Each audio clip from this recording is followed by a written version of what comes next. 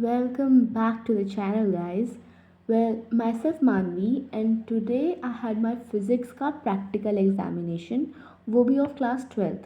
तो जैसा कि हम सब जानते हैं कि इसके लिए external examiners आते हैं जो हमारे 30 मार्क्स को डिसाइड करते हैं और बोर्ड अथॉरिटीज़ को भेजते हैं. तो without wasting the time let's dive in. And before starting मैं बता दूँ, एग्ज़ामिनर भले बाहर से आते हों, हमारे स्कूल के टीचर्स का एक बहुत ही बड़ा रोल होता है. तो अगर आपने पूरे साल उनको सताया है तो अब उनकी बारी.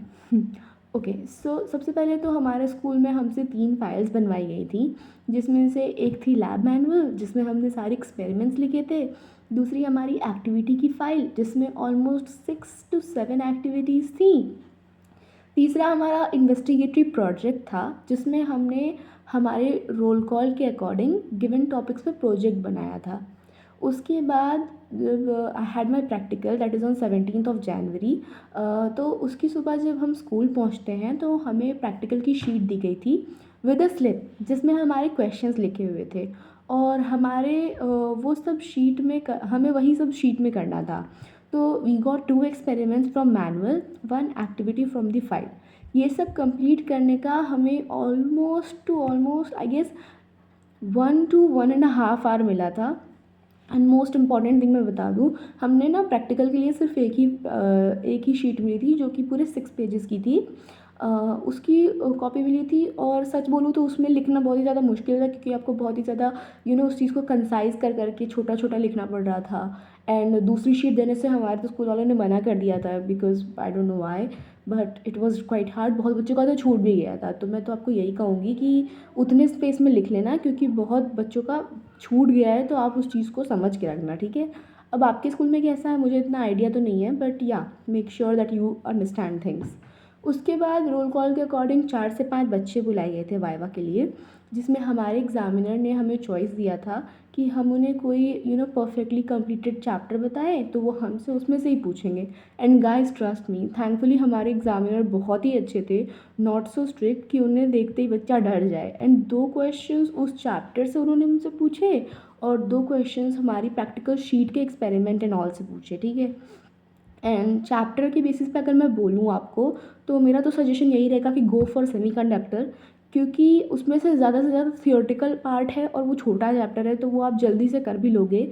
और मोस्ट प्रोबेबली उसमें से कुछ ही टॉपिक्स हैं जो बहुत ज़्यादा इंपॉर्टेंट हैं एंड बहुत ही ज़्यादा रिपीटेड होते हैं. तो जैसे डोपिंग, पीएन जंक्शन, डायोड्स, ये सब अगर आप अच्छे से कर लोगे ना तो वही सब पूछेंगे, एंड रेक्टिफायर वगैरह. ओवरऑल बोलूँ तो मेरा तो एक्सपीरियंस बहुत ही ज़्यादा अच्छा था. अच्छा इन द सेंस क्योंकि हमारे टीचर बहुत अच्छे थे, तो अच्छा ही हुआ. अब कुछ टिप्स मैं बताऊँ तो भाई काम बहुत अच्छे से करना, बहुत ही साफ़ सफाई से करना, क्योंकि ये वाइवा के 4 नंबर के लिए बच्चे इतने ज़्यादा डर जाते हैं, इतना सोचते हैं कि भाई क्या होगा क्या होगा. बट ओवरऑल वाइवा अच्छा चला जाता है और वो शीट पे एकदम गंदा गंदा लिख के आ जाते हैं. और फिर टीचर मतलब जो एग्जामिनर होता है वो जब उस शीट को देखेगा तो वो ऑब्वियसली उस शीट के बेसिस पे आपको जज करेगा.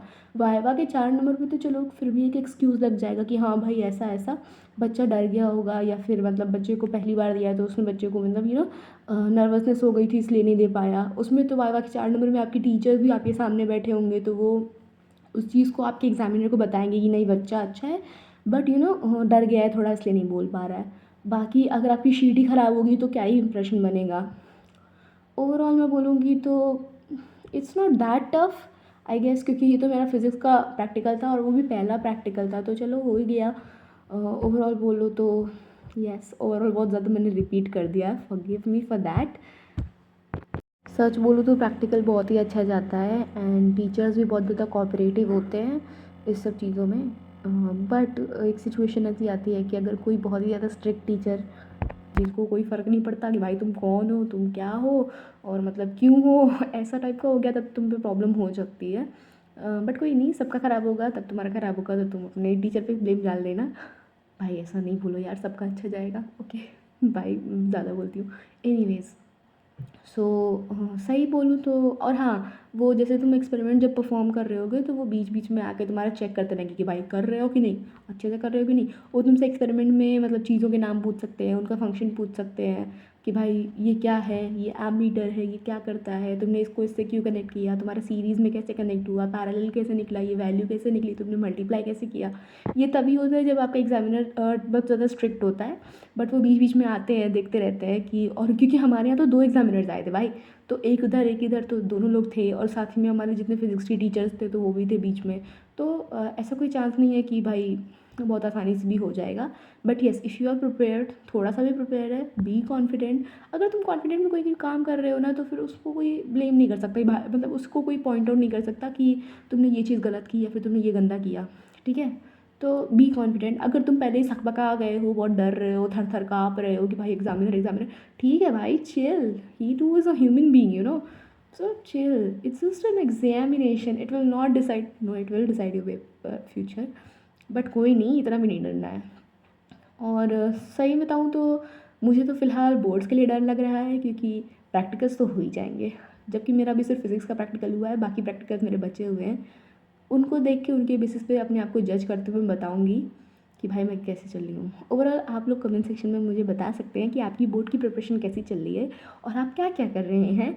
मतलब specially if you are a science student, even though you are an another stream के बच्चे हो, तो भी भाई बता दो, क्योंकि बोर्ड का पेपर तो सबका ऑलमोस्ट सेम ही है, इंग्लिश और फिजिकल एजुकेशन का। तो do drop some tips, you know, to study, let's ace the boards together.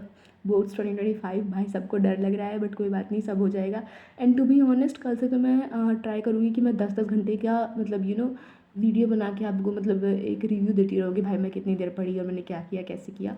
क्योंकि डर तो सबको लगता है, पर डर के आगे जीत है, Mountain Dew. And don't forget to subscribe अगर अच्छा लगता है चैनल तो। वैसे 3 ही वीडियो है, क्या ही अच्छा लगेगा, बट स्टिल भाई एवरीथिंग हैज़ अ शुरुआत। And yes yes, before going बता दूँ कि भाई सब बोलते हैं बहुत आसान है, बहुत आसान है, बट टू बी ऑनेस्ट अगर कुछ पढ़ के नहीं जा रहे हो तो तुम्हारा ही घाटा है, क्योंकि कुछ तो आना चाहिए। तुम 30 नंबर लेने जा रहे हो भाई, वो फ्री में तुमको 30 नंबर थोड़ी ना देंगे कि भाई तुम गए, तुमने अपना मुंह दिखा दिया और वो तुम बहुत सुंदर लग रहे हो और वो तुमको नंबर दे रहे, बेटा लो नंबर ले जाओ। नहीं, ऐसे नहीं होता है।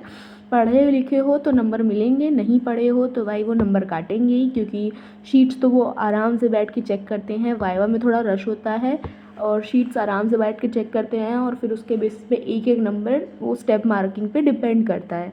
और हाँ, एक्सपेरिमेंट पूरा करके आना, जो तुमको शीट में मिल रहा है उसको पूरा करके आना, क्योंकि मैंने तो पूरा ही किया था और बहुत ही सुंदर तरीके से लिखा। Don't forget the diagrams. भाई फिजिक्स में लोग कहते हैं कि नहीं डायग्राम्स मत बनाओ, डायग्राम्स मत बनाओ। भाई जिन जिन एक्सपेरिमेंट्स में तुम्हारी लैब मैनुअल में नहीं बने हैं डायग्राम्स, उसमें भी तुम सर्किट का या फिर कोई भी रे का डायग्राम बना के आओ, क्योंकि वो डायग्राम के भी नंबर मिलते हैं। सो ये तो सब बोल देंगे कि भाई ऐसे कर लो, वैसे कर लो। Do what your teacher says, क्योंकि पता है एग्ज़ाम के टाइम में आपके टीचर आपसे झूठ नहीं बोलते हैं। वो जो जो बोलते हैं सही बोलते हैं। Trust me, it's my personal experience, क्योंकि जो जो चीज़ें उन्होंने हमें पहले पॉइंट आउट करके दिया था कि ये चीज़ें तुम अपने ध्यान में रखना, वही वही चीज़ें हमारे एक्सटर्नल एग्जामिनर ने वहाँ पे, जो हम लोगों का वाइवा ले रहे थे और हमारी शीट्स देख रहे थे, तो उन्होंने उस चीज़ को पॉइंट आउट किया था। डायग्राम करना, और ये नहीं है कि बहुत सुंदर राइटिंग एकदम कर्सिव में लिख कर आ दो, नहीं यार, कोई ज़रूरत नहीं है सुंदर लिखने की। बस साफ लिखना, ऐसा लिखना कि उन एग्ज़ामिनर को समझ में आए तो कि भाई तुमने लिखा क्या है। और फिज़िक्स वगैरह में तो लोग बहुत ही ज़्यादा राइटिंग को अनसीरियसली, मतलब नॉट सो सीरियसली ले लेते हैं, और फिर उस चीज़ को बहुत ही ज़्यादा you know let it go type का कर लेते हैं, ठीक है। बट ऐसा मत करना, क्योंकि वो बहुत ही ज़्यादा इंपॉर्टेंट होता है, क्योंकि वो भी तो आपके पर्सोना को, मतलब मतलब आपको आपकी शीट के अकॉर्डिंग जज कर रहे हैं। Overall be confident only if you study.